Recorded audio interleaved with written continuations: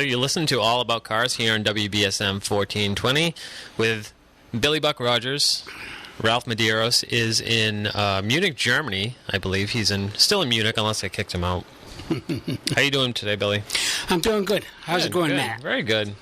Don't forget now, Ralph's Auto Mart. You can get it off of 140, either way, north or south, exit 5. You pass the Regal House, Web Supply, and the dollar store there, and you're at Ralph's. Right, it's very easy to get to. Very, very easy. And I believe that Dave is in there today, his brother. So, guys looking for a car, I think Dave is easy today. I'd try it, see what kind of deal you can get out of him. You know that, Matt? Yeah. Yeah. And you can always check out the inventory at ralphscars.com. Yes. They don't have all their cars up there, but they have the majority. And they're always adding new cars. Right, some are just being brought in, and some are just being cleaned up and everything. Yeah. So anything you guys want to talk about today, about cars, taxes, anything. And maybe we'll hear from our friend here, Ralphie, who's going around the world, I think. He should be calling in. I know he was drinking, him and his son were drinking a couple beers. Imagine that, huh? Yeah, well, I mean, you got to. When you go to Germany, you can't not have a beer. Was that the big ones? One of the big ones, yeah. Oh, my Those God. big, giant ones. I hope he nice can and talk frothy. today. It looked delicious. It really did. I hope he can talk today and not slur. No, if I know Ralph, he only had one, but... So in other words, Matt, he went from Russia to Germany. How did he get there?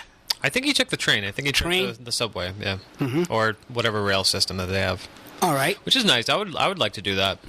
Oh, who wouldn't? Yeah. I would. Yeah. That's a nice, you get to see different people, different parts of the world. I think you miss a lot when you take a plane. Airfare, yeah. Yeah, by train you can see a lot. Yeah, you see a lot of people's backyards. That's not, but the train must stop a lot of places that you can look at. Might be a lot of broken down cars in people's backyards, too. Yeah, we could look for that, right? Yeah. That's probably what Ralph was doing to bring it back. He's cruising cruising Europe for some spare parts. So any idea how he's going to come home from Munich, Germany to the United States? I think he's going to fly home. He could, knowing Ralph, he could swim. You never know. Well, we're here, so come on, folks. If you want to give us a call, 877-996-1420, 508-996-0500. Give us a call. Billy is a wealth of knowledge when it comes to cars, so feel free to call in with your car questions. Matt, is there any idea what how much we lost since last week, time-wise? Let me pull that up. All right. But while I'm pulling it up, are there any car shows that's coming up or any big events? Well, the big event is today. It is going on right now. Is a Cape Verdean Recognition Parade. Oh, nice. Yep, Nice. started from Buttonwood Park, went down Union Street, down Cushion Avenue, up Grinnell Street, and then up Purchase Street to the band club. And then on Sunday in Freetown is the Freetown 4th of July Parade. Oh, yeah, of course. How could I forget? It's America's birthday. That's right. There you go. See? Right. Usually when people's birthday, I get reminded by Facebook, but America's birthday, I should remember it. That's right. Come on. Everybody should know that the 4th. I know. That's why we celebrate it. So anyway, that's the two things that's going on this weekend, because car shows and all that and cruising kind of quiet because everybody's, celebrating the 4th and looking for the fireworks and hot dogs and hamburgers and whatever. Oh, yeah. I can't wait. I'm a big potato salad guy. Oh, you are? Oh, yeah. I'll have it all year round, but I especially love it around the 4th of July. It tastes that much better. It tastes like... Why? Like, it's just all mayonnaise, potatoes, and freedom. It's all upstairs, right? Yep. It's all what you think. It's good. I don't know why. Yeah. Love it. Well, all right, so... got a call yet here? What? None? Nobody's calling in today? Not yet, but the phone lines are open. Oh. So the sunrise was at 5:14 a.m. and the sunset was at 8:22 p.m. Yes. And the moonrise was at 3:43 a.m. and moon set was at 6:37 p.m. Low tide is at 12:14 p.m. and the high tide is at 7 p.m. So we lost a few minutes this past week. We did. I don't have the exact minutes from last week, but I believe... what was it last week? Well, we lost a little bit last week. Yeah, either way, the times they are changing, but it's the circle of life. Yep. We're headed down the down slope. Yeah. All right. So what are you driving today? I have my pickup. Oh, nice. The GMC pickup. Nice. Yeah. How's that doing, gas? That's good because that's a V6. Yep.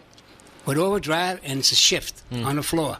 Very good on gas for a big truck. Yeah. They say V6s are a lot better, or can be equivalent to like a four-cylinder engine. Yeah, as long as you drive it normally, you know what I mean? Not like a wild man, you know. Plus, when you get in the highway, you just throw up in overdrive, and the engine's not working that hard. So I do get good gas mileage. Yeah, yeah. It's better than if you had... I don't have AC in it, which saves a lot of gas, and no automatic transmission. So with a stick, get good mileage. That's good. A lot of trucks nowadays don't get that great of a gas mileage. I mean, it is improving, and there are regulations in the works that are making trucks more efficient on fuel. Well, yes, because the transmissions now, instead of like being the old-fashioned 2-speed and then the 3-speed automatic, Ralph told me goes up to 6 now in the transmission. Oh, really? Wow. Yeah, for gas mileage. So I guess they would get, you know, but it all depends how big the truck is. You know, that's true. If you get the big model and you want all the toys and the air condition, and it eats a little bit more gas. Right, and if you're hauling like bags of cement compared to... Oh, yes, yeah. I don't know, some... you get a load on it, yeah, some brush or something. Burn some more gas, yeah. Oh, yeah, definitely. Definitely. But anyway, I can still use the regular gas, so that's good. You know, the regular type gas. Well, we do have a phone call on the line. All right. And if you would like to call in, 877-996-1420, 508-996-0500. Hello, you're on the air with Billy. You're on the air. Hello. Are you there? Hello. Hello. Going once. Well, guess not, huh? No, maybe we answered that question about trucks. About trucks? Think so? Well, I don't know. Because there is a lot of truck guys out there. Oh, yeah. Oh, yeah. Imagine, you go down the road and see all the pickups that are on the road. And trucks aren't cheap nowadays. Trucks are not cheap. They are not cheap. Nope. That's why if you get a good truck that's a little bit older, low mileage, I'd keep it. Mm-hmm. Because the new ones are... Is that just because they're durable? I don't know. They're better because, I mean, like, there's very few cheap trucks out there because, I mean, you're going to beat it up. If you have a truck, chances are you're going to use it for work or you're going to use it for some sort of purpose as opposed to, like a Honda Civic or something. You're not going to throw wood in there. You're not going to take that to do a painting job, to go paint a house or something. Well, years ago, people used to pick up for all summer, and then when it got towards the end of the season, they used to get rid of them. But they don't do it no more. Oh, yeah. Well, I mean, I don't know if you can on people's incomes nowadays. No, that's why if you got one, it's a good shape. Keep it. Oh, yeah. They hold their value pretty well, too. That's what I'm saying. They do. That's what I'm saying. Even the used trucks are out of sight. I mean, what you used to pay for a truck, like, say, years ago, like an 06 truck, you probably paid about $13, $14 for it. Now, you pay around $30,000 for them now, so they really took a jump because they're in demand. Oh, yeah, yeah. So that's the way it goes. What comes around goes around. What do we got? Got another song there, Matt? Yeah, I'm going to check out the inventory over at ralphscars.com. All right. Actually, we have a phone call, so maybe we'll just take this phone call real quick. Hello. Hello. Hi. Hi. I have a neighbor who has this car. It sounds like something from the 50s. How did kids get their muffler to do that in the 50s as compared to now? It's even worse. Oh, that's a good question. I know. Is it worse? They might be listening, and maybe they want to learn something so they can drive us all nuts. In the 50s, we used to put glass packs of Smitties on, and when register inspectors would come by, they say, take it off, and they'd give you a little summons, and you'd have to go back and show you took it off. But today, they don't bother anybody. Is it the same process? Well, right, say no cops stop. All right, for me, I got them on mine, but I haven't seen any cops or registry inspectors stop me and take them off. But years ago, when I was a youngster, I did that. I never forget the registry inspector in them days, because Canasio, he used to stop you and say, okay, step on, let's hear it. Oh, yeah, you got them on, got to come off. And then we used to pull some tricks in them days by stuffing steel wool in the pipes and put a little hole in the tailpipe and put a hanger on there. Yeah. And go over there and say, okay, step on it. And then sometimes he used to blow the steel wool right out of the pipe and you'd get caught again. Oh, my goodness. Yep. Oh, I see. Yeah. And are the young people doing the same thing now? Because they're worst. Yeah, I know, but they don't bother them. Isn't that something? And I know who's talking. Oh, you're not supposed to say. I know, but I know. But I know. You're not supposed to say. But do you mind that noise? Well, when they make your windows rattle, that's disturbing. Oh, it is. Yes. Does it rattle your... do the same thing at R.A. McQuarrie's, make the windows rattle. I thought they would break and fall on the sidewalk. Yeah. They were so loud. Sometimes 2 or 3 boys, they'd go up Main Street and do that just to make more noise so the other kids could laugh at them. Oh, yeah? Sure they would. Sure they would. Do they go by your house and rattle your windows? No, because I have very double-pane, strong windows. Well, guess what? What? They do it to my house. I know. I've heard that. Yeah, they rattle everything. I heard that, yes. You heard that, huh? Yes. Ah. Yes. So now you know all about what they did in the 50s, huh? Yes. And you don't remember that? No, I don't. We would just laugh and hear the noise. I was too busy buying new clothes when it was in the 50s. Oh, your boyfriends didn't have that in their car? I never had a boyfriend when I was a teenager. Oh, my God. No. Oh. No. You missed a lot of fun then. I was always going out dancing with my friends. Oh, yeah? Yes. Oh, well. Yes, I still like to dance. You do? Yes, I do. Did they have any, where were the clubs around back then? Oh, there's a Liberal Club every Tuesday in Fall River. Oh, yeah? $7. They have a nice bunch of senior citizens there and a nice band. And then on Sunday, a lot of people I know, they go to Roseland. Yep, they advertise it in the paper. That's $10, but then they have people bring in snacks. It's a lot of fun, I hear. Never been there. Never been Roseland, it's a big band, isn't it? Yes. Mm-hmm.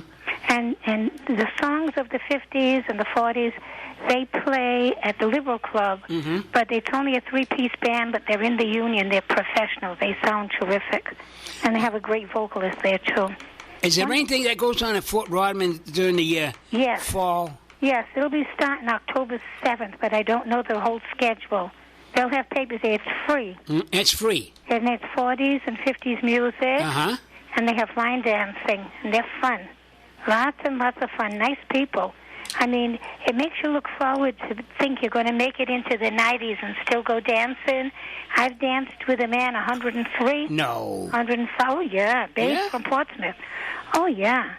He always went dancing. Yeah. Did the Viennese waltz with Joe from New Bedford. I don't know his last name, but that's a fast dance, and boy.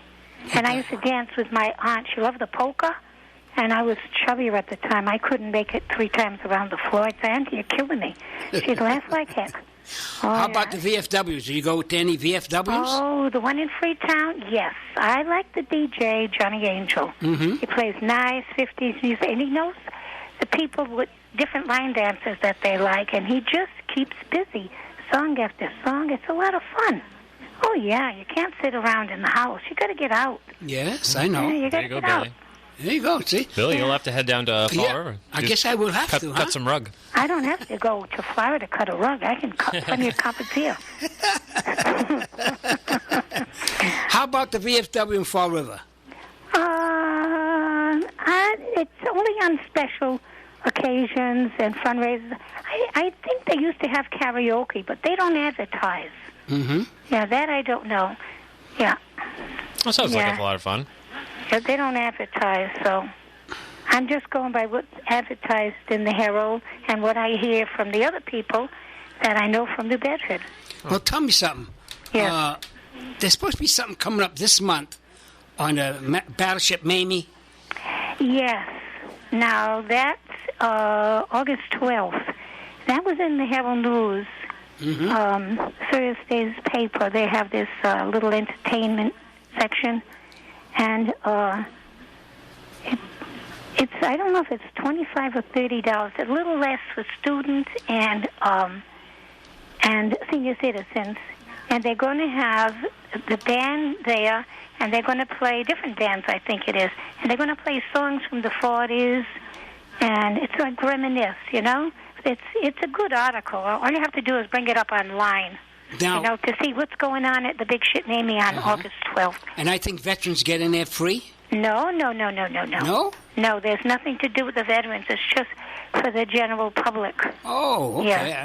No, it isn't veterans free. I thought the veterans got in free or something. No. Oh. I think at one time, if you wore a uniform, maybe at one time, several years ago, but I don't know. I don't remember the whole thing, you know? Yes. Yeah. Well, thank you for all the information. Yeah, okay. And have a nice day. All right. Yep, You're bye-bye. welcome. You have a good show. Bye-bye. All right, we appreciate the call. Yeah, a lot of information there. Billy, I think you should go head out to some of those places. Well, I actually do. Go do some dancing. I do. You do? Yeah. Oh. I go to the VFW in Freetown, Johnny Angel. Nice. And Fort Rodman at the... You're doing the Charleston or the Jitterbug? Oh, Jesus Christ, come on. Just don't do them at the same time. You'll Well, hurt yourself. I'm just getting in shape since I had my new knee put in, so maybe this year. Nice. Yeah. Nice. You got a robot knee? Yeah. All I needed, I should have put some grease fittings in that. It'd been all right, There you go. Just grease it up every 1,000 steps or whatever. Hey, you got to change the oil. Yes. Just don't forget. Yeah, that's true, too. Well, if you go to ralphcars.com, he has an extensive inventory. He's got a 2010 Kia Forte LX with just over 81,000 miles. That gets 34 miles to the gallon, front-wheel drive, black.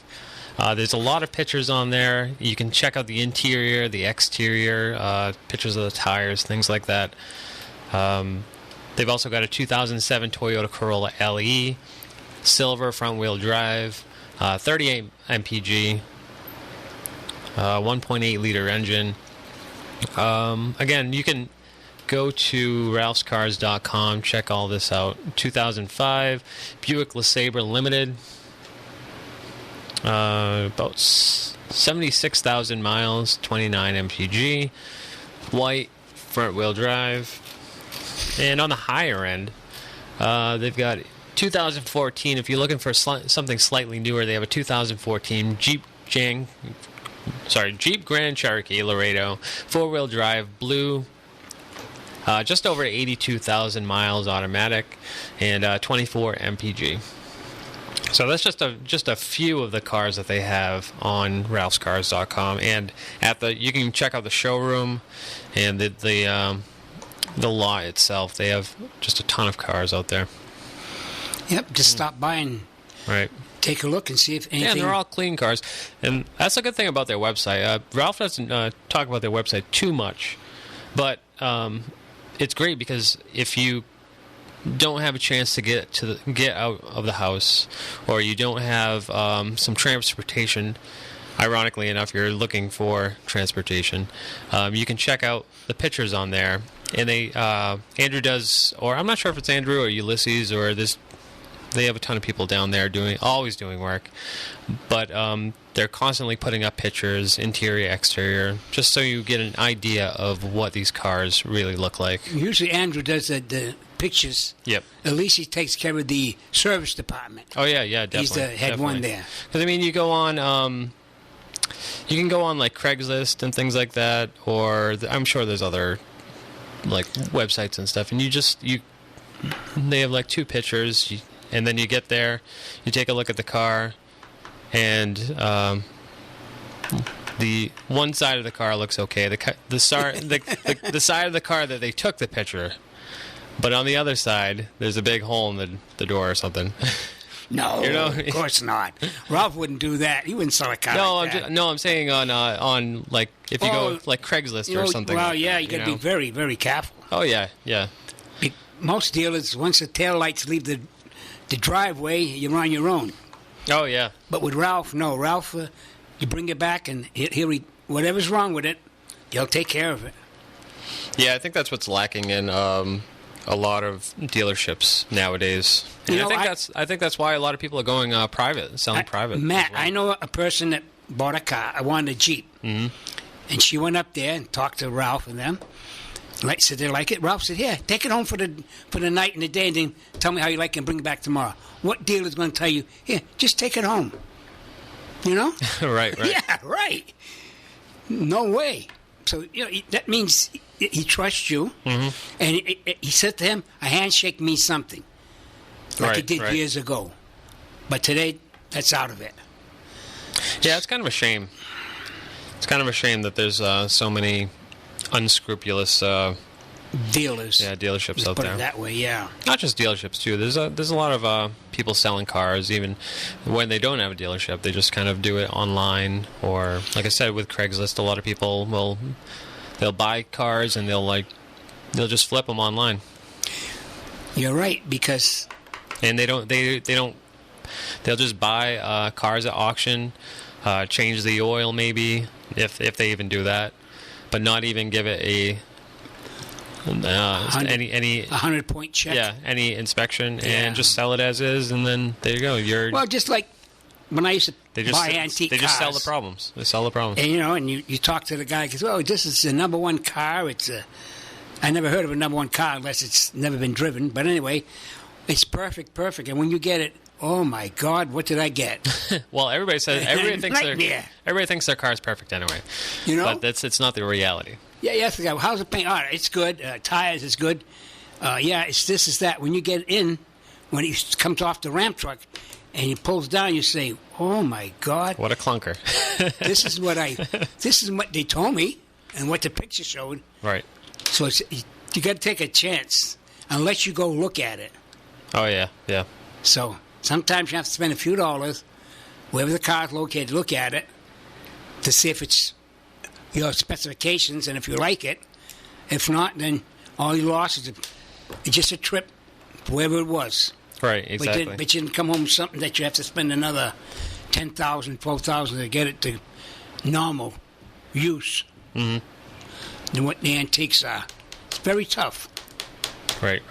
Well, we're gonna take a quick break, and then when we come back, we're gonna be hopefully talking to Ralph. He's in Munich, Germany, and we're gonna get an insight of what the car world is across the pond.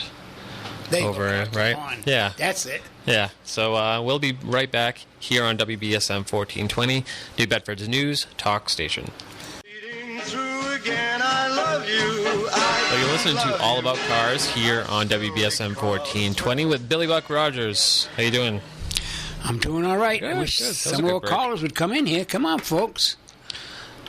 Yeah, you can give us a call, 508-996-0500, 877-996-1420.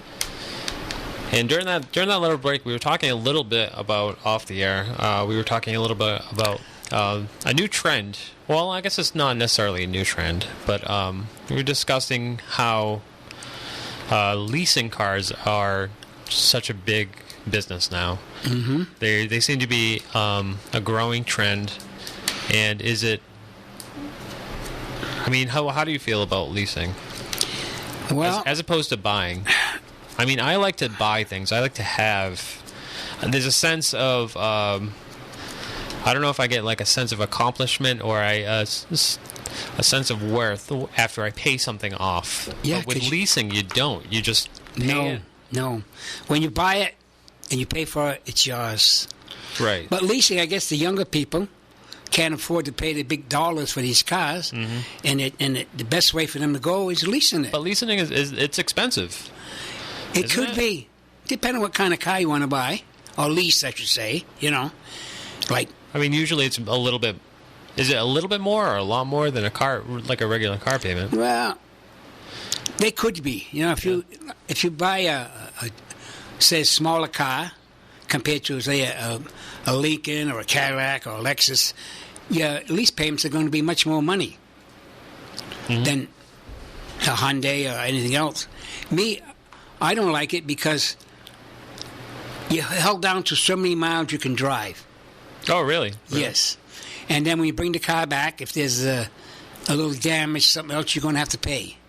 And you're still going to have to pay for insurance, register the car, just like if you owned it. Right. It's 50-50, I guess. It depends what you can afford. Let's put it that way. If you can't afford a new car, but you can afford to lease it, then that's what you have to do. Well, I guess for the people who always want the newest or the latest version of something, we're in this society now where we always want the newest and the best thing. A case in point would be like cell phones. People want the newest and the best cell phone all the time. They're always coming out with a new one. Very similar. The cell phones are very similar to cars nowadays, where they come out with a new one every year. Yeah, every year, sometimes twice a year. Right. So, I mean, for someone who wants the latest Buick or BMW or whatever, what have you, I'm going with B's. But I like something. It can be a little bit older, as long as it's real good shape and it's good, very low mileage. I'd rather have one of them. Yeah. Because my excise tax is going to be cheaper. The sales tax is going to be much cheaper. And you own it for a small price, like at Ralph's. I'll have to ask Ralph when he comes back. He's going to be joining us from Munich, Germany, shortly. But I was maybe I'll ask him in the next coming week about leasing options and what how they differ from buying options. As far as like the contracts are concerned. Well, don't forget now, leasing, a lot of them require so much down too. Oh yeah, yeah, yeah. Oh yeah. Well, I see the commercials online for all these places, and they're like 0 down, lease something. Yeah, whatever. some require. But then like there's a lot of fine print there, and I don't read it in time, so. You got it. I don't think a lot of people do. They just see the 0 down, and they don't see the little asterisk next to it. Right. But most of them, like a few bucks down, like I was looking at a commercial that said Cadillac, they wanted like $3,000 down and so much a month. So when you add that up, it's almost like buying a new car. Oh, yeah. Between the $3,000 down and how much you got to pay each month to lease the car. Right, and to me that seems like seems a lot to put into for something that you're not going to own at the end. You're not going to own it, nope. You bring it back to the dealer, thank you, see you later. Or you refinance or release another car. Right. I mean, is there when you sign a lease for however month term or year term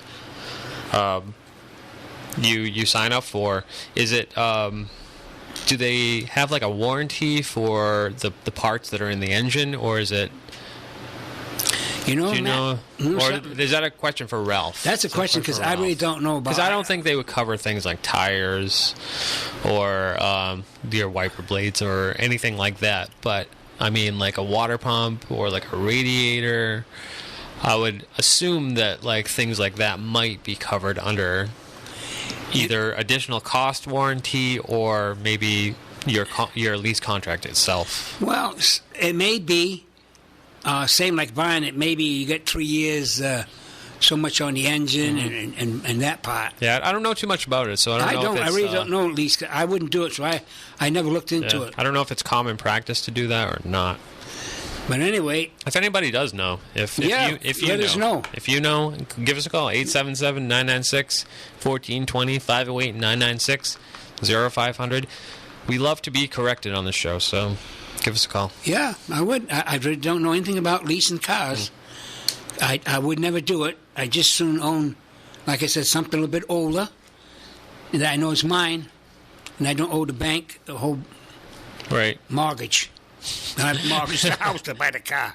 Because some of them cars are, like Ralph says, just speaking of Cadillacs, it's $70,000, $80,000. My God. Imagine the payments in that car. Oh, yeah, yeah. Ooh.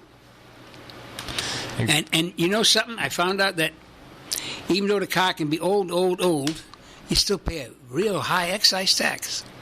Hey, the older, excise tax goes down over time, but then it starts going up. No, it stays. But what I'm saying is it goes by what the car sold for. Oh, okay. Just like my Caddy. It's almost 20 years old. I still pay $100. I mean, that's usually, I always thought it was like $25 on most of the cars, but because I guess in its day it sold for so much, that's how they figure it out. Right. And they charge you the excise tax. Yeah, I'm not sure. I feel like the excise tax system is a little flawed. But I think that's the least of Massachusetts' worries. I think that was a temporary tax. I believe I could be wrong. It was during the Second World War for revenue.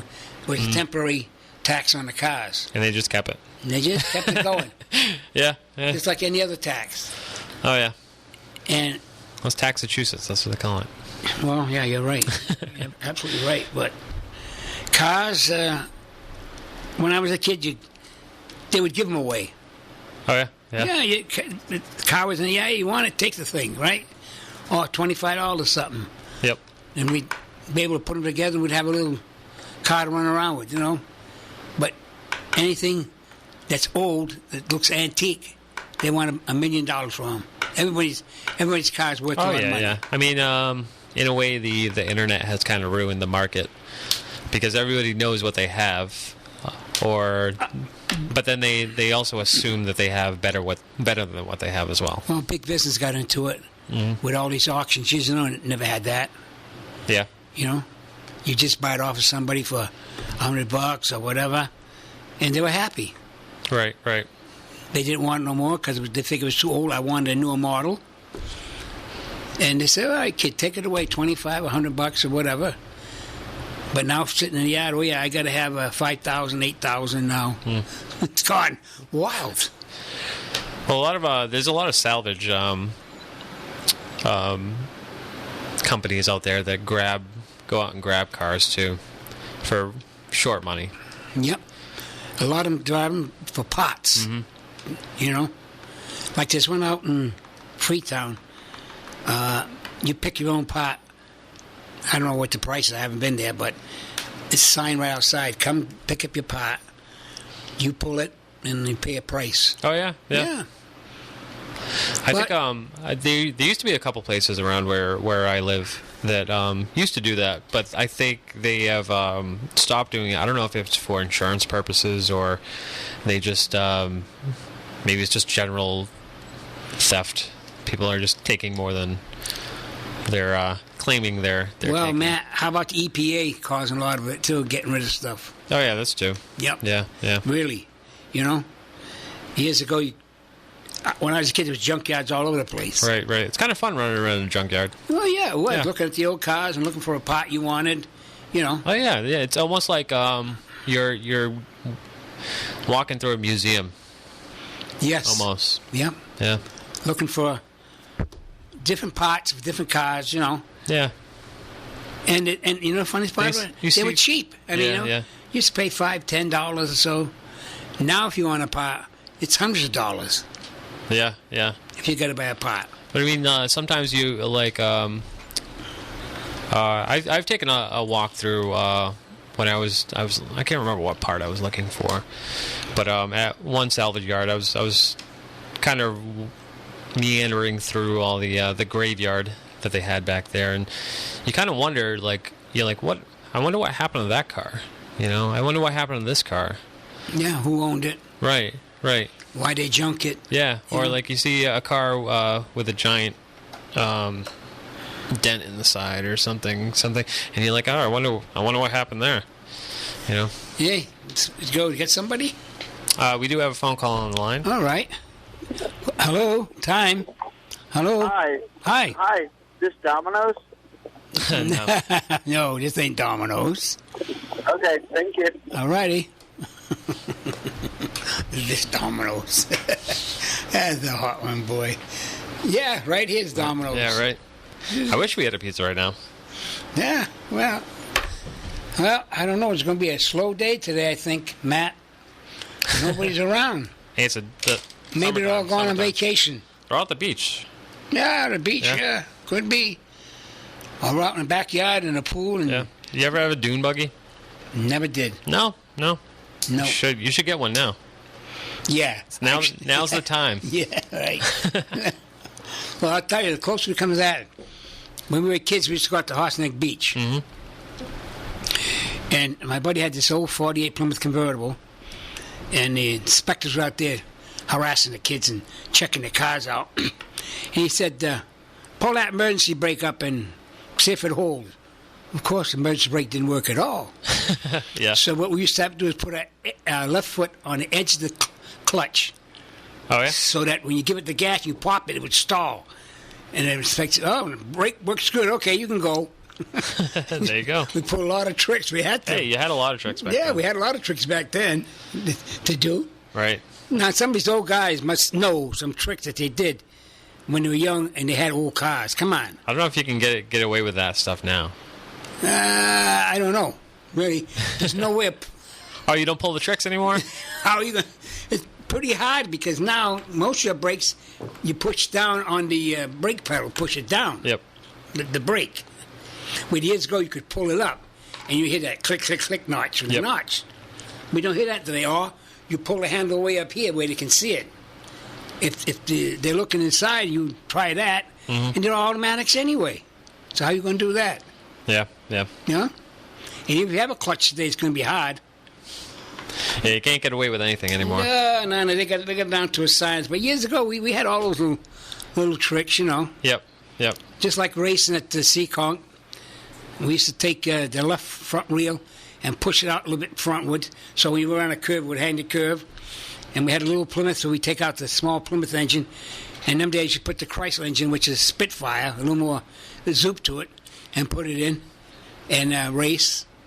Oh, there you go. And I said, gee, how come you won so many races? They want to check the engine.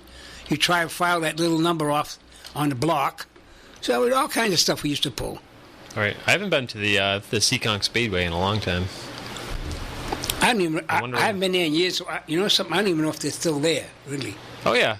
There is. I really don't know. But I remember that was way back then, you know.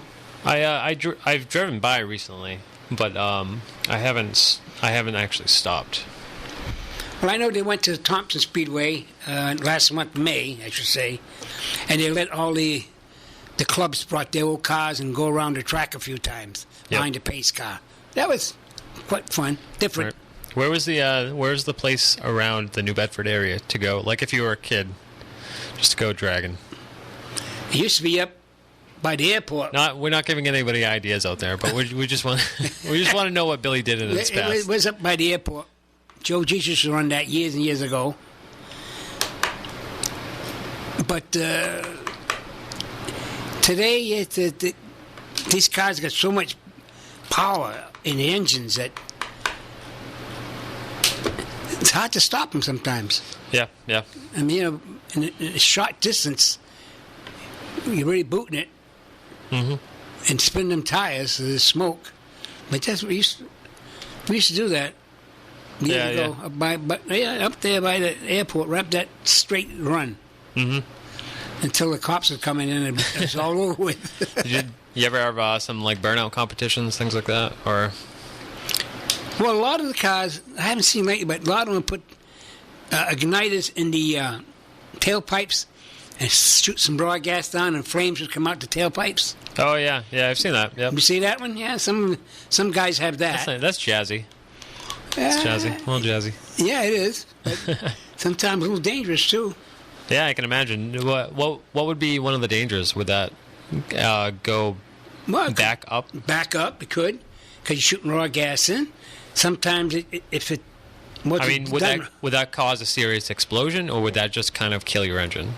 That wouldn't kill the engine, but I'm saying a lot of that could burn the paint off the back of the car if it wasn't done right, or the bumpers would get done up. You know, it all depends how they hooked it up. But then it'd be big, raw flames coming right out of the tailpipes. Right. Yeah. Crazy kids. I mean, it's not like you could go to your local a garage and have that done. That's gonna be that's gonna be something you do, and you do in your own garage or your backyard or your buddy's house, something like that. Somebody knows how to hook it up for you. You know. Right. Now, what do? You kind of put a spark plug in your exhaust pipe. Yeah, it's and the gas goes right through it at night. It ignites it right up, and then they go. Boom, flame comes right out the two tailpipes because they usually run dual pipes on a car. Yep. It's gonna be a show. Well, a lot of people, say, okay, at 7 o'clock we're going to have a flame, and have 2 or 3 cars line up, and they do it. Yeah, the girls are impressed with that. Well, a little bit here back in the day. Some of them girls are getting just as bad as the guys, What, with their cars? Well, yeah, because years ago women never drove much. Now they're starting to drive, and some of these girls are. I'll tell you something. Well, it's a new age. Some of these new girls can drive a stick shift with some guys can't. Imagine that. Yeah, I think that's a lost art nowadays. It is. The stick shift. Really is. Standard transmission. You give a somebody, I don't know, under 25 maybe. We know it. No. Nope. But I see more. Even not people under 30. I know. Yeah. Because I see a lot of women, when they go by the house, you can tell they're shifting it right away, and they're doing it. Right. I feel like the people should, when they take their driver's test, they should learn. I mean, they should have to take it with a standard. Do you know years ago you had to? Oh, really? If you went with automatic, you couldn't drive a standard stick. But if you drove a standard stick, then you could drive both. Yeah, right. Years ago. Because I think it gives you a more feeling of what the car is actually doing when you're when you have to shift. I feel I got control of it. Right. And just like years ago when you want. But you can feel it. You know what your car is doing when you're shifting and things like that. Right. But also, years ago, it used to take us up to the Parker Street Hill there, and make you take a stand and hold up there with the clutch, without rolling back. I wonder if many people could do that today. Oh yeah. That was I wasn't too bad at that when because I learned it on a standard. Mm-hmm. I wasn't too bad at that. I know I'm sure there was plenty of times where it would stall out, but and it was a little nerve-wracking, I think. But I think I got the hang of it pretty well. But it was the parallel parking always got me. It did? Yeah. Yeah. I don't know. Well, years ago. I mean, like, I'm an ace at it now, let me tell you. You're an ace at it, okay. But years ago... like, when I was 16, 17 years old, it was like pulling my hair out. I was like, ugh. Now, don't forget, years ago, you used to put curb feelers so that when you parked so you wouldn't bag your car, you could hear it on the gutter. Oh, yeah. Yeah, they would put that so that when you parked, I can park now, because you hear to hit the curb, feeler hit the side curb stone, you say, well, close enough now. Yeah, I don't think I've seen a car with that on it. Not the new ones. Probably. Yeah, nothing new. No, but I don't think I've seen one like at least 10 or 15 years. Well, it's hard to hook that up on plastic. Right. Because you got to put some holes to put them in. True. Maybe we'll talk a little bit about plastic cars in the next hour. Alrighty. So you're listening to All About Cars here on WBSM 1420. We'll be right back after the news. We'll talk to Ralph from Munich, Germany. Just stay tuned. I did it my way. Regrets.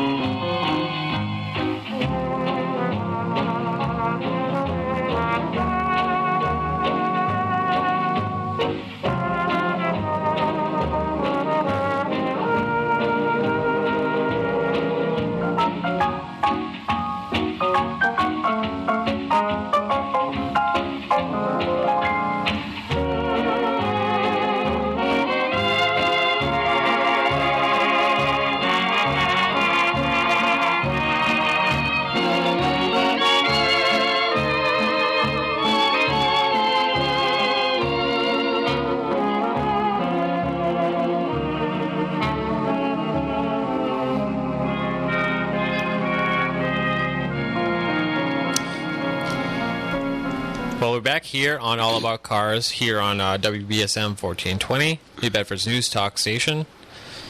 That was a nice tune-up, Billy. Yes. That was Al Boley, one of Ralph's favorites. Well, I'd like to say happy birthday to one of my Vietnam veterans, Ray LaRue. Happy birthday, happy 70th birthday, Ray. And many more. There you go. There you go. Yeah. It's a nice birthday. That's where I'm headed when I leave here. Going to this little party. Yeah, that's cool. He's catching up. Catching up to you? How old are you, 39? Yeah, that's, wow. Was it Jack Benny who used to say he was 39? That's it, 39, that's it. And that's it. Don't go any further. I can't count after that. Hey, yeah, there's no reason to. You know what it is? 70's the new 25. Yeah, well, you're only young what you feel. If you feel young, that's what you are. Numbers are just numbers. Was it Jackie Gleason who said you're only as old as who you feel? Yeah.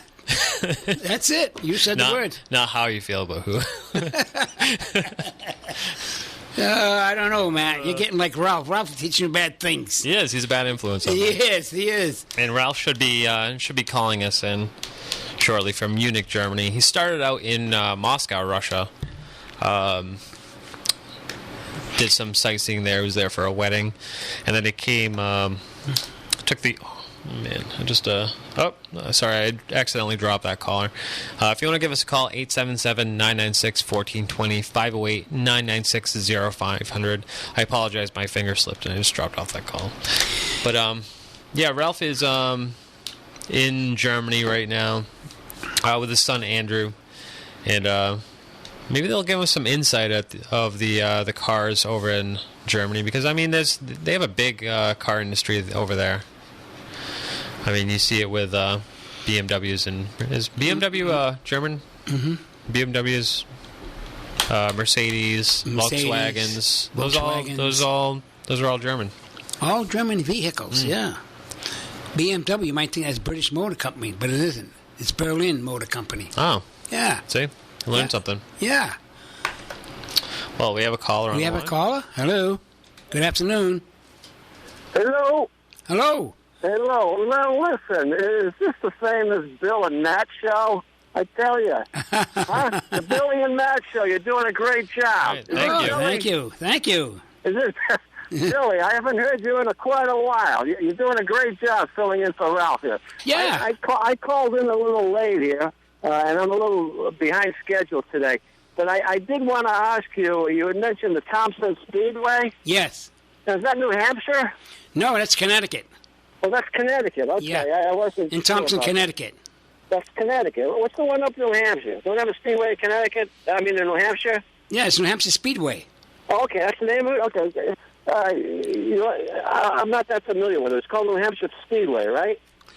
Well, in May, like I announced before, the Plymouth Club I belong to, we get invited to go to the Thompson Speedway, and with the old cars, and you were allowed to go around the track 3 or 4 times behind the pace car. Oh, is that right? That's in Connecticut, huh? Yeah, yep. Oh, that's going to be a lot of fun. It was. Okay, you did that. You did that already. I'm sorry. I called in late. Yeah, that was in May. Oh, that was back in May? Okay. Yeah, back in May. Yeah.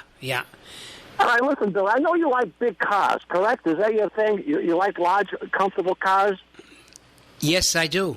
Okay, what do you think of the Lincoln Continental versus the Lincoln Town Car? Now, the Town Car is the more expensive one, is it not? Yes, it is. Okay, could you describe a little bit if you know anything about those two models? I really don't know anything about the Lincolns. You know anything about the Lincolns? Okay, most of the cars I played with were... You're a Cadillac man, right? Cadillac and Buicks. Oh, Cadillac and Buicks. Then. Never had a Lincoln in my life. All right, one last question here. Since I tuned in late, is Ralph on vacation or over in Europe? What's happening, if you don't mind me? He met somebody, sold him a car when he was here in the States, and when he was getting married in Russia, and he invited Ralph and Ralph's son over, and they went to Russia for a big wedding. He was on the radio last week. Called from there. Is that right? I missed that. Yeah. He was on for almost a whole hour. Oh, is that right? With the guy that's getting married? No. With You know something? I think it was, and the girl. He had a couple of girls there, so I don't know what he was doing. That sounds like Well, Ralph. isn't Ralph married? I don't want him getting divorced. I don't either, but I don't know what he was doing. I don't know. I just said, if you're going to bring some home, bring me one, please. Oh, yeah. You know, you never... He said they're nice looking like and everything. riding a bicycle, Billy. You never forget how to do that. You remember? Yes, yeah. So anyway, Ralph is supposed to be in Munich, Germany. Right. According to what he sent Matt. And he was supposed to be calling in today. Yeah, I know. I'm running a little shy, and I'm short today, and I want to hear that call. You expecting him any minute now? Well, according to Matt, he was supposed to call at 12:30, right, Matt? Yeah, we're going to try to connect with him shortly. Yeah, okay. I'm going to get off the line and hook up with him, hopefully, and I can catch that conversation. So what kind of cars do you like? Small ones, big ones? I like the Lincolns, to be honest with you, because when I retired, I bought a Lincoln Continental, okay, but I had a lot of problems with it. Ralph worked on it, and I never get. In fact, it's for sale right now. But to make a long story short, I went to a Lincoln. I found one for sale and went to a local shop. I didn't buy it from Ralph, but it was a Lincoln Town Car, and the price was right. Okay. So I got that, but I've had some problems with that too. But the engine seems to be squared away now. The transmission problems, and so I put a few $1,000s into it. But I'm very happy with it now. So I like the ride of it. I'm sure it's probably comparable to a Cadillac, maybe a little less than a Cadillac. But I'm happy with the town car. Well, no, I never had a Lincoln. The only Ford products I had were from Ford trucks, a Ford, and the Mercury. Yeah. Remember what they used to say about Ford? I'm about your age. In the old days, you know what Ford stand for? Yep. Yeah, fix or repair daily. See you later. Bye. Thank you for calling. Well, hopefully, I'm pretty sure Ford has improved since then. But it's a hard reputation to shake. Yeah, well, the Chevy guys say, watch the Ford rust in the fields, and the Ford guy said, watch the Chevys rust in the field. It's a game between Chevys and Fords. Why is there that Ford and Chevy rivalry? Is it just two American made? Well, two American, and they was one of the most common cars when you were a kid you could afford. You couldn't afford Cadillacs, Lincolns, Buicks, anything like that. Yeah. And then if you upgrade just a little bit more, you'd get yourself a Merc, which they call it Merc, but it's Mercury. Mm-hmm. You upgrade a little bit to that. And that was it. But it always seems like there has been that Ford and Chevy rivalry. Like the Capulets and the Montagues. Well, like Yankees and Red Sox, right? Yeah. Same thing. Yeah. But that was a story. And if you want to upgrade from a Chevy, it wasn't that great because Pontiac, still flatheads and slow with transmissions, and Buicks were just more like an old man's car, used to call them. Oh, yeah. Just like AMC used to call them the old lady's car. Buicks they're a solid car, though. They are. They were solid. Mm-hmm. But they were mostly a big buck car, like doctors, lawyers, something like that, Cadillacs and Buicks and that. They would have them type cars where a kid couldn't afford that. So you went for the cheaper model Fords and Chevys. Where you could work on them and the parts were really cheaper. Then a Buick. Yeah, sure. You mentioned Buick, Cadillac now, and the price. Oh my God. Yeah, I don't see many Cadillacs on the road. You do? I really do. Since I've had one, I see quite a bit. Oh yeah. Yeah. Just on my street alone, there's two plus mine. Of course, different years. Mine's a bit older than theirs, but they're on there. And then if you go down Rockville Avenue near the cemetery, there's a couple parked over there. So there's a few around. And coming up by the house, I see now and then Cadillacs, newer ones. Yeah. Yeah. What do you think of the look of the Cadillacs nowadays? Not that good. Yeah. They get more like boxy now to me. Yeah, I feel like they're conforming to the style of every other car out there. They shouldn't, because they should keep their character. The Cadillac's supposed to be the best. Right. That's a problem with cars nowadays. You're right. I feel like I sound old. Like these cars nowadays. They don't have character, Matt. They don't. They all look the same. Yes. I mean, they're engineering these cars so that they're more aerodynamic and things like that. But when you buy a luxury car, I think you want that identity behind it. Yes, you're absolutely right. You want it to look like. You want it to be unique. It's different, right? Than the ordinary car, right? Right, but you don't want a Cadillac to look like a BMW or you're right.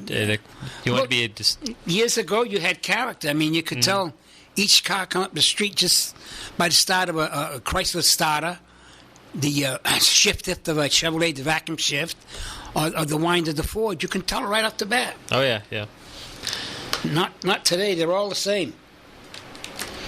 And they all look the same. They're all white, all black, all gray interior. And everything's plastic. Right, that's kind of a shame, too. Plastic generation. Nothing we can do about it. We have to buy what they're putting out, or you don't buy it, one or the other. Right. I mean, they're using plastic, and they're using all these aluminum to make it cheaper and lighter for the better gas mileage and things like that. Well, that's what they claim, and then some don't come up to that standards they say. That's for sure, I'll tell you. Right. It all depends how you drive a car, too. That's true. Well, we actually have, I believe we have Ralph on the line. Hello, Ralph. Hello. How are you guys doing out there? Good. Ralphie boy. Billy. Yes, sir. How's it going? I just got back here. We've been on the go like crazy. It's been a busy last couple of days. And I heard you guys talking about cars, so I figured I'd call you up.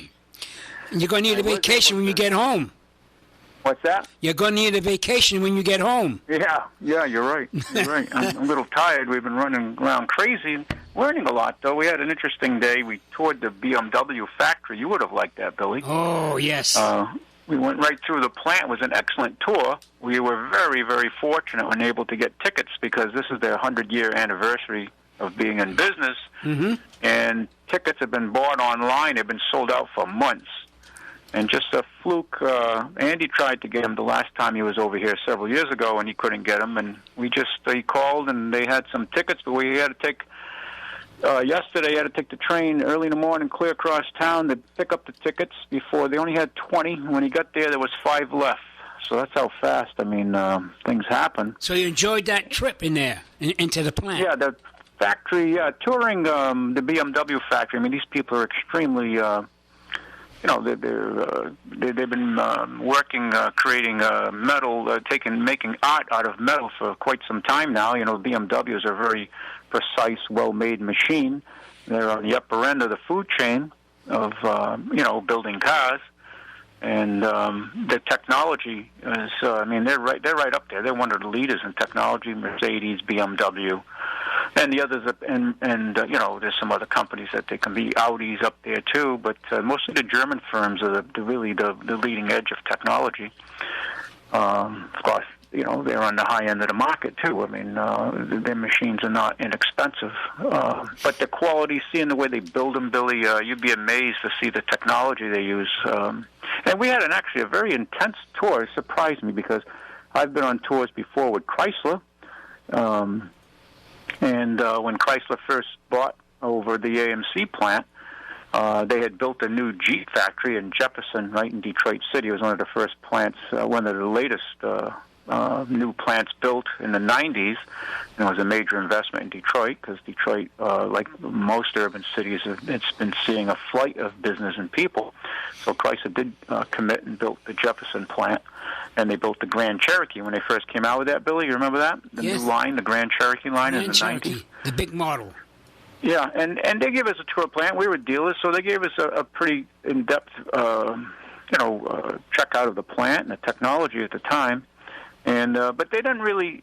We saw the paint plant, but they didn't really take us through much of the paint plant. The paint plant is where it's very, it takes a lot of work and a lot of technology and effort to paint cars and paint them well.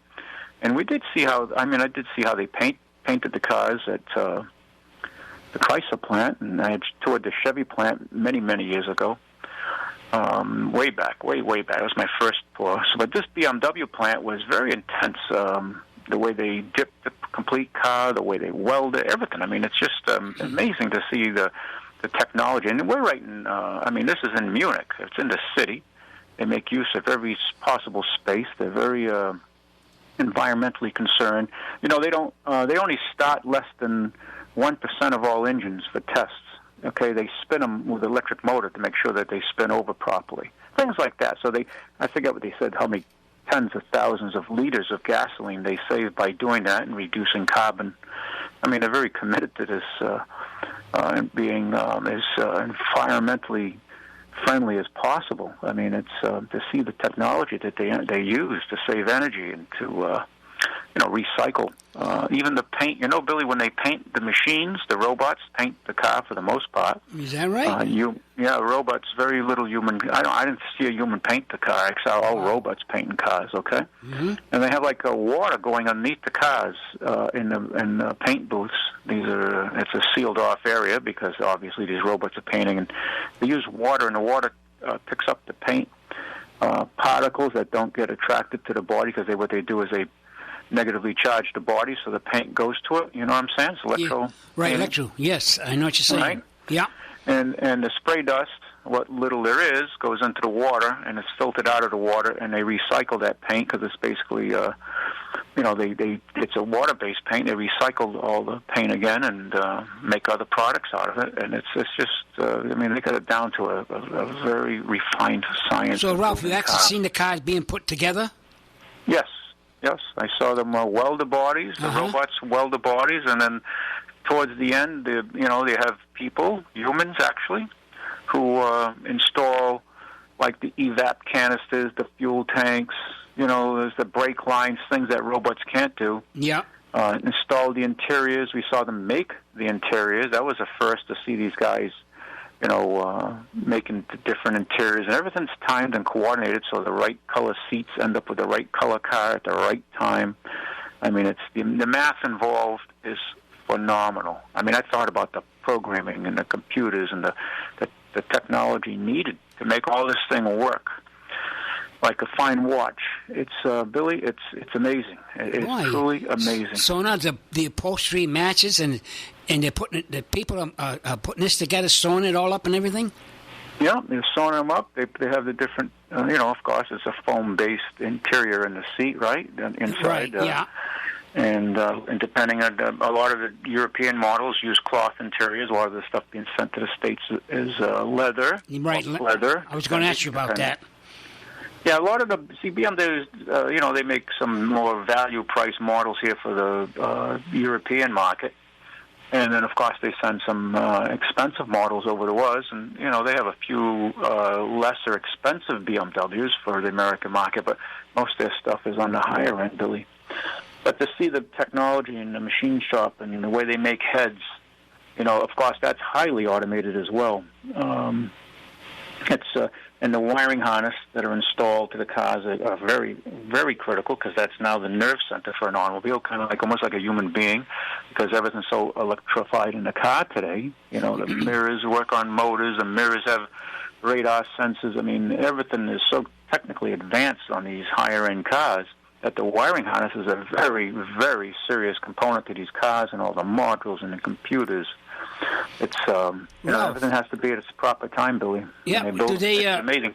Is it people still run the machines to board out the blocks and all that? That's all done virtually by all computers. They oversee it. They oversee it, but I mean it's computers. But they have somebody watching the computers, in other words. Oh yeah, and reload the machine, and making sure it comes off the line properly, and as I said, they start, I forget, it's an extremely small percentage of the cars actually get started, except at the very end of the line. I'm talking for, testing and running every engine. They'll spin every engine with an electric motor. So they don't really run the engine, and I forget what they said, how many, it was in the tens of thousands of liters of fuel that they save on an annual basis. So, and they shut the plant down on the weekends because they want to be good neighbors and because people have the time off and they don't want a noisy factory nearby and things like that. I mean, they're very, very socially conscious. And, you look at the plant now, and Germany's got a little bit of a demographic problem. Some say that's why they let 1 million people in from mostly the Middle East and Africa into the country, because they have to improve the age demographics, because Germany is getting older. There's a lot of people in my age group who are highly skilled. I mean, what they're doing now, because these guys are so highly skilled, they're trying to get some of them to come back to work or not retire as early, and they designed the line to be much more friendly, so it doesn't wear on your joints and legs. If they can put a seat in or some kind of support to support you. I mean, they really have, they really go to a very high level in making sure that the workers are accommodated, and especially as the workers age. Billy, when you've been doing a job for a long time, and putting cars together is a little bit of work. Let's be real. Some of the stuff's a little heavy, although the heavy lifting is done mostly by robots and machines. But there is still some work involved. Like I saw the guy. They have to, for instance, what surprised me of everything was one of the things I said, wow, the guy installs the battery manually. I mean, wow. I saw these pallets of batteries, Billy. And BMW batteries are big battery because the car is so electrified. And the batteries probably weigh, 50, 60 pounds, I would say, right? That's a fair, 30 kegs, right? Kilos on a battery, because they're heavy. They're big. They're like Cadillac batteries. They're big batteries. They're not little batteries, okay? And they have to put them in the trunk. And the guy was doing, I looked at his arms, he was like a bodybuilder. I mean, this guy was a younger guy, but he was built. I guess moving those batteries during his shift will definitely be like going to the gym. But it was interesting, I have to say, to see the technology and the way they bolt these cars together was highly impressive. So from it's so hard to see it. From start to finish, how long does it take to do a complete car? Oh, I'd say... from start to finish? Yeah, from start to finish. Well, the line is so long that the pipeline, and they I don't know what the exact number is, but they're coming off the line. I'd say there's a car coming off that line every 3 minutes. Wow. So once they get the line going, and what they do now is they'll tilt the car. They've put the conveyor belt, to use that term. They've taken, you've seen how ski lifts work. You're right. The big pulley in the cable. Right. They've used the technology. I guess they brought the companies in to design ski lifts and their own engineers, and they've designed it where the car will actually turn. So when it comes down the line to workers, the worker's going to install, like I saw them installing gas tanks, evap pumps underneath the car, and that kind of thing, heat shields. Yeah. Before the powertrain is attached to the unibody, okay? And the workers are on a conveyor belt, so they're moving with the car. So the car isn't going by them, and they have to rush, and they would, let it go, let it go down. That ain't how it's done, Wow. In other words, the worker's going right along with that car he's working on. Yep. Wow. In the old days, the car would go by you, right? Yeah, and that's what I'm saying. Tighten it down. Yeah, you didn't tighten it up and all that. Was like, hey, the heck with it. They say, the hell with it, I'm going to do it. And right. you have a lot of, misassembled or not assembled cars. So this is not the case here. And anyway, these guys here, if you goof off on the line here, I don't think you're going to be long employed at BMW. I mean, that doesn't I just don't see it happen. Mm-hmm. You do your job the way it's supposed to be done to the level of quality they're looking for, or you're just not going to work here. It's as simple as that.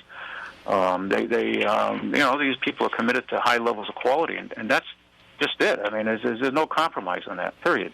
There is no compromise. You can't say you're not feeling good today, then don't come to work. Basically, they don't have a problem with that, but one thing you're going to do is you have to assemble these cars right. They don't tolerate. Now, Ralph, when a car's going to get shipped to the States, how do they package this car up? Well, they do cover some of the cars in like a plastic film, and the cars that get shipped to the States get loaded onto rail cars and get shipped off to the ports of export, which would be probably I would say, Germany has seaports in the north. Maybe they head over to Netherlands. I really don't know which ports they use primarily. Probably more than one, I'm sure, where the freighters show up to load up these car freighters. Mm-hmm. The ones that go in Germany get railed off. Some get railed, some get trucked, depending on where it's going in the EU. Some Americans, can actually order your BMW, go to your local dealer in the States, order a new BMW, and pick it up here, and they'll have it waiting for you when you pick it up, and it's a whole process. And actually, it works out cheaper, so it actually pays for your trip. So, you probably save a few grand, covers your airfare, and they'll pay for a couple nights here, and they also give you, I think it's up to you can drive in through the EU countries for up to 3 months, and they'll cover the insurance, and they put a plate on it, the company. And then after that, you leave your car, and you go where you want to go, head home, and they'll ship your car back, and you'll get your car in 6 to 8 weeks, depending on where it's going in the United States. Your car that you drove in Europe. Wow. It's in a U.S. spec car. I mean, these guys, everything is down to a science, Billy. It's amazing. I mean, they so you got had it a long time. You got a good education over there. Yeah, I did. We worked hard. I mean, going to the beer halls is a real chore. Taking I bet. having to take all those beers in. I know. Talking to a lot of Germans here, and actually the country is so multicultural here now, in particular, in addition to the extra 1 million people they've taken in. But the country is quite diverse, even before all this additional immigration. Really surprising. I haven't been here in a long time in Germany, and to get to go through here in Munich, I had another sobering experience today. As we toured Dachau, the Nazi prisoner camp, first Nazi prisoner camp, political prisoner camp, and Dachau, right? Yeah, that was. It's very sobering to be here, actually, not just watch the movies and see how the Nazis operated and the accommodations. They have tried to preserve it, and before they weren't as committed as they are now. The place started to really go in the 60s down, but now, and I think it's the major attraction. I know it's the major attraction in this part of Bavaria and the Munich area. It may be one of the most people who go to it in the country. I don't know if it's the most, but it certainly attracts thousands of people every week in the summer months, and right up to the fall when it cools off, because it does get cold here. We're only like 60 kilometers from the Alps, so we're not too far, and Switzerland's not far if you look on a map of Germany and see what Munich is. So it's a real interesting place. And the Germans have always been into machinery, Billy. Oh, we did well, even from the Second World War. Yeah. And they make excellent lenses. I saw a Leica dealer here, cameras, way out of my league. I mean, the price of Leica cameras are very expensive. Top shelf stuff, but very expensive. And, I was in a building where Hitler got his start here in Munich when he came to power, before he moved to Berlin, when he really, took over in the full sense, became chancellor. But when he was over here, I mean, I went into his office. It's now a music college. It's phenomenal, the history. It really is. And this is why Munich got bombed very, very hard during the war years, because it was the start of the Nazi Party here in this area in particular. So it's very interesting. They've rebuilt the city quite a bit. The transportation around here is phenomenal. The subways, the subway system, train system. I mean, we can't even get a dinky little train from Boston to New Bedford, right? Without taking my lifetime, let's put it that way. And here it's they have train stations and underground systems. It's phenomenal. It really is way ahead of us, Billy. We're turning into a third world nation. I guess we are. And another thing I found surprising is they have one of these. I don't know what you call them. These. Like the restaurants way up high. This one's 300 meters high. We're right at the Olympic Stadium, the Munich, where they had the Munich Olympics in 71. In fact, where they had killed.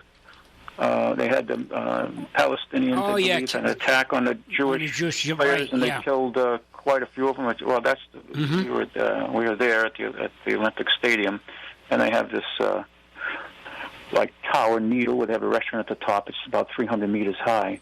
And I mean, I just go up there, and there's no security, no police. It blew me away. I mean, even in Russia, I mean, they'll have a guard at a door and all that. I mean, he's not a cop, but he's like a security guard, and they have metal detectors. And if they want you to, they'll look at you. If you have a bag, they'll open the bag, make sure you're not bringing anything you shouldn't have.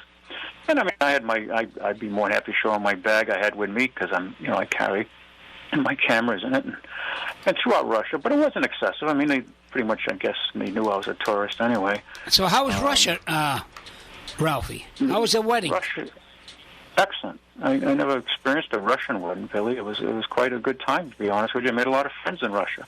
Russia's a very different. Moscow is an amazing city. I think I think we should be trying to create, a better working atmosphere with the Russians than creating more toxic atmosphere like we've been heading in this direction. Moscow is an amazing city. I mean, I don't want to take your time up, but I'll talk about it in the weeks to come. I got lost in a subway down there. Their subway system in Moscow is phenomenal, absolutely phenomenal. Thousands, tens of thousands of people, if not hundreds of thousands of people, use it every day. I'd say it's in the hundreds of thousands because Moscow is like 12 million plus people. It's not a little city. It's easily over 12 million. I'm glad you had a good time, Ralph.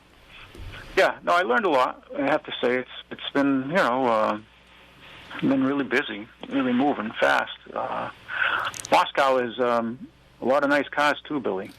Real phenomenal cars. I mean, a lot of Mercedes, all kinds, you name it, they're there. I mean, they're low-end cars. They have some, the Chinese cars are there. They don't have them in our country. But lots of German cars, some French cars, Renault, Citroën. Very few American cars, although I did find a Jeep Cherokee in the streets here in Munich, which is more of a showpiece, Yeah. But a different car culture. I mean, there's a lot of nice cars, but there's so many bikes here in Munich. A lot of people bike. And you use your car when you absolutely have to, kind of deal. And, I mean, the subway system's so great that you don't have to use your car. And there's certain parts of the city are blocked off the cars where it's just people and bikes. A lot of bikes in Munich. Moscow is not. When I say bike, I'm talking bicycle. Yeah. Moscow is not as bike friendly. It's kind of like being in a major United States city. There's a lot of cars, and when the light's green for traffic, you better not be in the street because you're going to be roadkill. Mm-hmm. When the light's for pedestrians, okay, fine, you cross.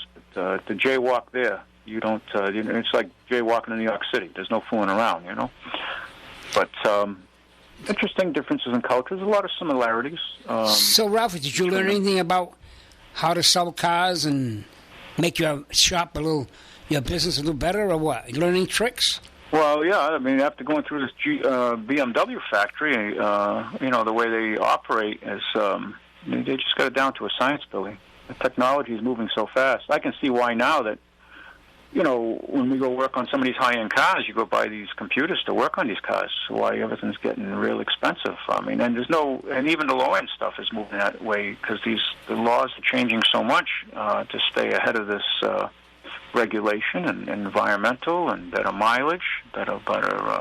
They're getting, these cars are far more sophisticated, and a lot of people have a hard time adapting to this, especially the technicians to fix them and the people to pay to keep these cars running. If you owned a car and your light comes on and it tells you only have so many miles or kilometers to drive before it's going to shut down because it's just not going to let you drive the car out of whack. You know what I'm saying? So that means when you're going to have to get new equipment then pretty soon, or updated equipment. Absolutely. It's already started, Billy. It's already started at the tune of a lot of money, let's put it that way. Yeah. And anyone who fixes automobiles, anybody listening to me who's into trades already knows that. It's getting real, and it isn't just buying equipment, Bill.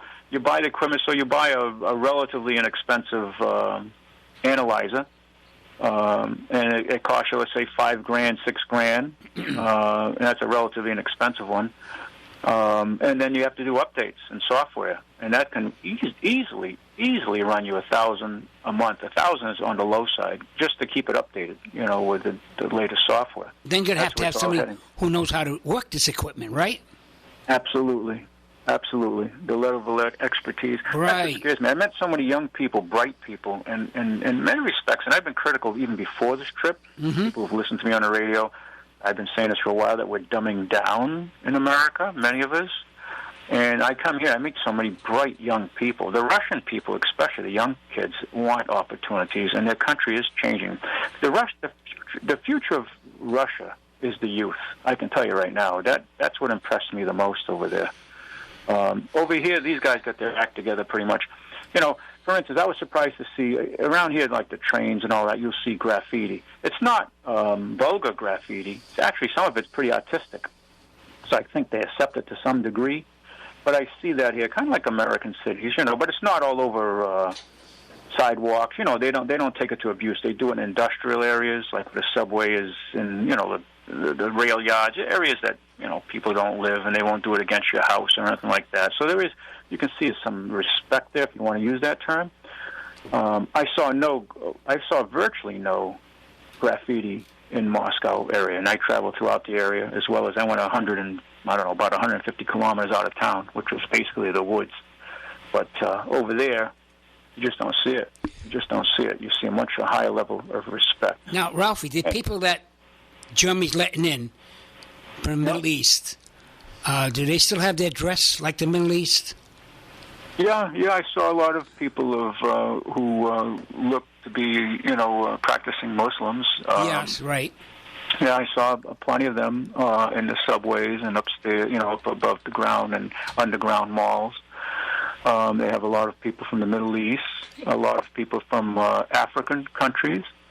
I met a man and everybody's kind of quiet and reserved, and I said to the guy, "Hey, where you from?" And we opened a conversation. Once you crack the ice, these people are very social. Okay. We had a good conversation. He's been in Germany for 25 years, and he's off the Ivory Coast, his country, and he told me he's been working as a cook. He works hard in Germany, and we were talking. I said, "Well, then you're a citizen." He says, "No, I haven't." I said, "Why don't you become a citizen?" So he says, "Yeah, I'm going to think about it." I said, "Well, you've been here 25 years. I had a lot of time to think through it." Yeah, that's right. And forth. And, we had a good conversation, because I like meeting people from, I don't care where you're from, or your culture. Let's try to have a dialogue. And then I asked him, I said, "What about all these people coming into the country?" He says, "Yes, it's a problem." He says, "I'm a black man." He says, "But I'm getting concerned." He says, "There's too many too fast." So a lot of the people in Germany, the regular people, the you and me kind of people, they are concerned about absorbing so many people so fast. They're not against immigration, because Germany is quite diverse. There's just it's a very diverse country. Okay, there's just no doubt about that. Okay, there truly isn't. Far more diverse than Russia, but Russia's more closed. But Russia too has a very large Muslim population. I think it's in the 15-20 million range, which they only have like 150 million in the country. So that's a pretty good percentage. And as far as religions in Russia go, like 15-ish% are Orthodox, Russian Orthodox, and the other 15 are Muslim, practicing Muslims, or religion. They declare themselves Muslims, and the other 70% are, they don't either practice or it's just unknown. Because don't forget, under communism, it was an atheistic system there, and Stalin and Lenin. Khrushchev. They didn't really help the churches, right? You know what I'm saying? So Ralphie, you like these BMWs? You're going to have a dealership here? Oh God, you'd have a BMW dealership, Billy. I can't imagine. You just need so much money today, especially as an individual. You need a lot of money and a lot of support. And unless you come from, your net worth is already in, I would say you'd have to have a net worth maybe at 50 million and above. You might be a player, but I think you have to be north of you have to probably be beyond that, because to put a dealership up to BMW standards would probably cost you, Billy. You'd probably be in for a minimum around, I'd say, 20 million, and then by the time it's all finished and outfitted and tooled up and geared up for business, you're in for 25, 30 million. You have to be in the right area, so it'd be in the metropolitan area. They're not going to be. They're going to go in an area. They do the demographic studies that they have to have. You can't put in an area where people only have an income of $30,000 a year. You're not going to buy a $50,000 BMW. I don't think so.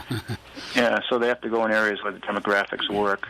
So just the capital requirements today for guys like me, independents, forget it. I mean, it's just. Well, you can deal with the used BMWs, though. Yeah, you can deal with the used BMWs and just stay up with the technology. Yeah. Yeah, no, there's opportunities. And there's some boys that do it now in the city, in the metro area that I know, and we talk, and they help me out. I help them out. So, yeah, that exists, Billy. It certainly does. But I think our country, we really have to get our act together. Another thing I notice here is, like in Munich, I have seen virtually no police, virtually none. I mean, ambulance go off, taking people to the hospital. But on a train station, they got a camera here and there, but I looked around and I said, God, Germany, I can hear the ambulance now, the ones.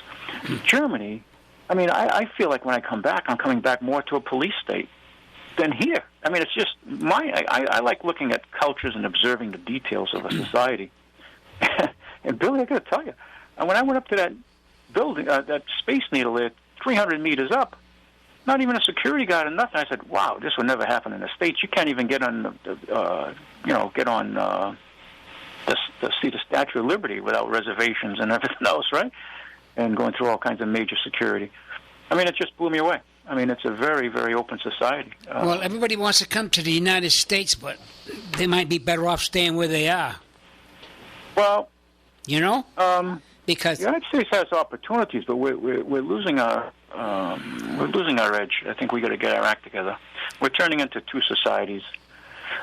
Those who are educated and stay informed and well read can prosper, but we seem to be growing a huge underclass. I don't see that to this extent over here. I don't know. Well, I think we better start really managing our resources better in our country. I don't think we're getting how's the taxes down that way, Ralphie? How's the what? The taxes. Well, that's a good question, Billy. Very good question. They have a VAT tax here of about 18%, when you buy something. Okay. Depending on what area you're in, 19%. But even when that's added to your bill, the prices aren't really that crazy. I was at a bakery today, and I looked at the price, and they were priced in euro, and I converted in my head, and it wasn't really out of line. Actually, it was a good value, and I was surprised at the prices, Billy. I mean, if you're going to go buy, leather shoes made in Italy, you're going to pay, or a suit, very expensive. The fancy stuff made with high-paid Italian labor or German labor, like cameras, Leicas, the real nice stuff. But you make those investments, you buy them, and they're expensive, but they hold their value, too. You're not buying cheap Asian stuff. You know what I'm saying? They buy it and they keep it for a long time. So to get around and eat and all that, it's reasonable. Now, if you want to spend a lot of money, go to a fancy restaurant, well, you certainly have that opportunity to do that, and you can two people can easily spend over 100 euros for dinner, a decent place with your tip, which would be like $110, so it's like $55 a person, which is moderately expensive, I would assume, at least to me it would be, but so I don't know, and then I'm sure in our area it would be considered. So, but the people here seem happy. The young people are out and they have fun, and it's an interesting mix. Of course, now there's a lot of tourists here because it is the summertime, So, but it's an interesting place. A lot happening. There's construction everywhere. I mean, we don't have that Munich here. Area. We don't have that here, Ralph. No, Moscow. They're building. I couldn't believe the construction going on in that city.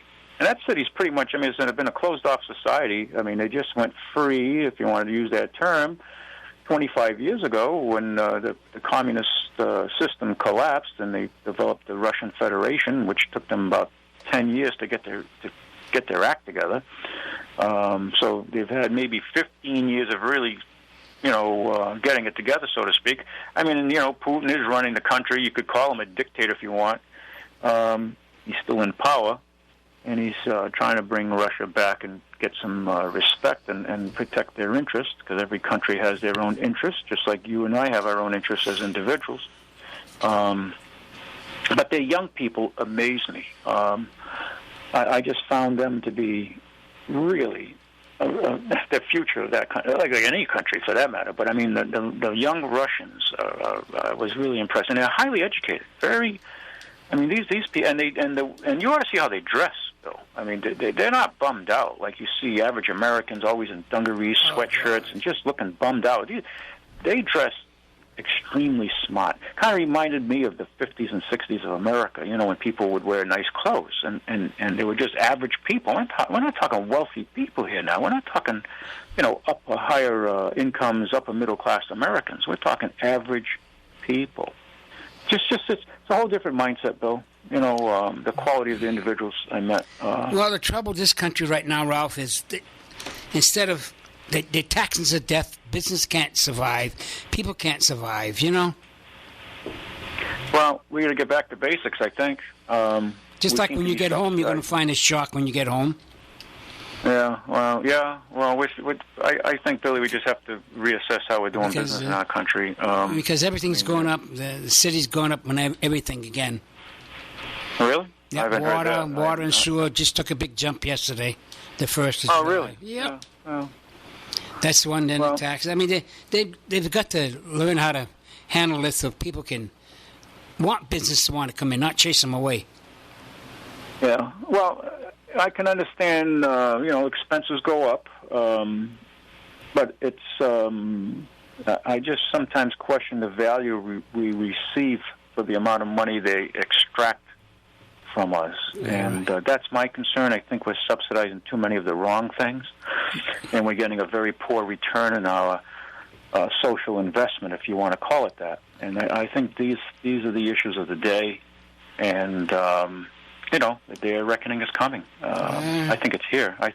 Frankly. But I know you guys are heading up to the end of the hour. I'm going to let you go so you guys can finish the program. I do thank you for taking the call. I had a call the second my batteries were dead and it was pouring rain, so we just had to hustle here. And I'll let you. Billy, look forward to talking to you. All right, and I'll catch you. You're coming back next week. Yeah, I'm coming back. I'd like to spend more time out here, though, if I had, financial means. Let's put it that way. Oh, come on, you got to come back. Yeah, but have Billy. Matt can show you the pictures I've been forwarding. Yes, I've been looking at them. Yeah, some different cars, and I got a lot more photographs I'll share with you. Okay. Nice talking to you, Ralphie. Thank you. Yep, nice. Billy, thank you for, being there for me, and we'll talk when I get back. Okay. Matt, thanks for doing a good job. All right, thanks. Yep. See you later. Bye-bye. Bye-bye. Well, that was Ralph Medeiros. Was he in Munich? He was in Munich. Munich, right.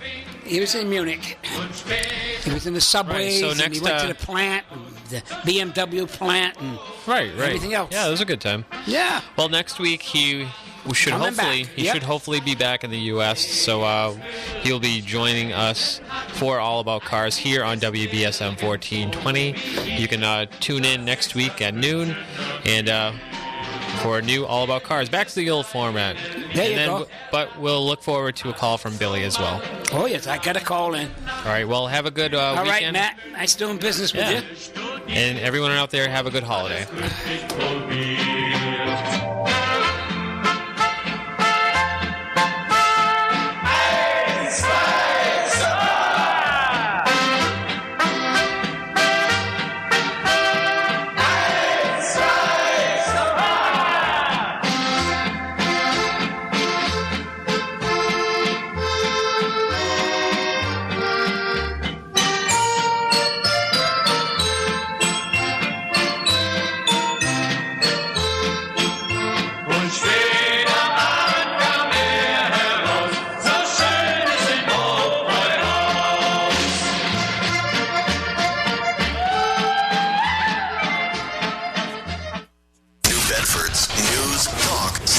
New Bedford's news talk station, 1420 WBSM. New Bedford, streaming worldwide on Radio Pop and on WBSM.com.